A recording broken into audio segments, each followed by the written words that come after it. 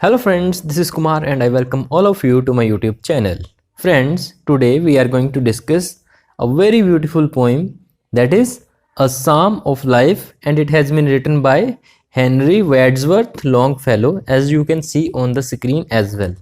Okay friends. Friends, in this poem, the poet expresses his deep faith in a life of action. He doesn't agree with those who call life an empty dream. He takes life as a reality, and to make the tomorrow of this reality better than today, we must act in the present. We should not depend on the future because it is always uncertain. We should not worry about the past because it is dead and gone. We have to act in the present without caring for the result. We can learn from the lives of great men that it was by action alone that they made their lives sublime. By following their examples, we can also make our lives sublime. Thus, we can leave our footprints on the sands of time. Those who come after us can take direction from these footprints and benefit by them. Says the poet at the end of the poem, "Let us be up and doing with a heart for any fate." Let us discuss the poem in detail now, line by line. A Psalm of Life by Henry Wadsworth Longfellow. But the heart of the young man said to the psalmist, "Tell me not in mournful numbers, life is but an empty dream. For the soul is dead that slumbers, and things are not but they seem." So in the first line, the poet doesn't want to pay attention to such sad songs in which life is said to be nothing but an empty dream. He says that a soul or a person who remains inactive in life is as good as dead.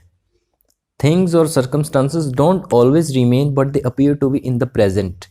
In other words, we should not be disheartened if we see no hope at the moment. The state of things doesn't always remain the same. There will definitely be a change, especially if we are determined to make an effort. Life is real, life is earnest, and the grave is not its goal.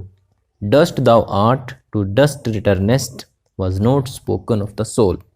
So in this line, the poet says that life is something real. It is something that is significant and must be taken seriously. The grave is not the final goal of man's life. According to the Bible, while expelling man from paradise, God said to him, "Dust thou art, to dust returnest." But this was not said of the soul. God said it of the body only. Only our body is mortal and becomes one with dust after death. The soul is immortal. Not enjoyment and not sorrow is our destined end or way, but to act that each tomorrow find us farther than today. So in this line, the poet is saying that neither enjoyment nor sorrow is the destined end of man's life. Neither enjoyment nor sorrow is the destined course of man's life. Only action is the destined goal and the destined course of man's life. We must act so that each tomorrow finds us farther than today.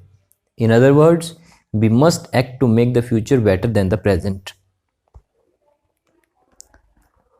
Art is long and time is fleeting, and our hearts, though stout and brave, still like muffled drums are beating funeral marches to the grave. So the path of work is very long, but time is passing fast. No doubt, our hearts are yet strong and brave, but their each beat is taking them nearer to the grave. The poet here compares the heartbeat to muffled drums that are beaten at the time of a funeral. In a funeral procession, the drums are covered with cloth so that when they are beaten, the sound becomes softer and appropriate to the solemn occasion. In the world's broad field of battle, in the bivouac of life, be not like dumb driven cattle, be a hero in the strife. In these lines, the poet is saying that the world is like a huge field of battle. Our life in this world is like a temporary camp. In other words, man's life on this earth is very short. The poet says that we must not behave like dumb driven cattle in the battle of life. Rather, we should behave like true heroes and take a brave part in the struggles of life.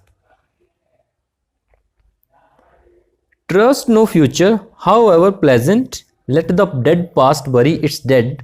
Act in the living present, heart within and God overhead. So in these lines, the poet says that we should not trust the future, however pleasant it might appear to be. Future is always uncertain and we have no control over it. We should not worry about the past because it is dead and gone. We should forget all about it. We should live and act in the present only. We should have courage in our heart and remember God who is above. Lives of great men all remind us we can make our lives sublime and departing leave behind us footprints on the sands of time. In these lines, the poet says that the lives of great men have much to teach us. We can learn much from their lives. By following their examples, we can make our lives sublime. Thus, while departing from this world, we can leave our footprints on the sands of time. Then those who come after us can have guidance from our footprints.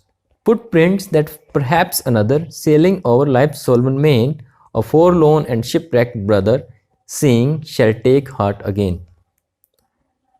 The poet says that we should learn from the examples of great men. We can make our lives sublime by following their examples. Thus, when we leave this world, we can leave our footprints on the sands of time. Those who come after us can be shipwrecked in the ocean of life. Then they can find direction with the help of our footprints. Thus, they will regain their courage. They will be able to restart their journey with a new hope. The poet means to say that our life should be such as can become an example for others. Let us then be up and doing with a heart for any fate, still achieving, still pursuing, learn to labor and to wait. In these lines, the poet says that we should always act with courage. We should always keep our heart filled with hope. We should act and keep our minds prepared for any kind of fate.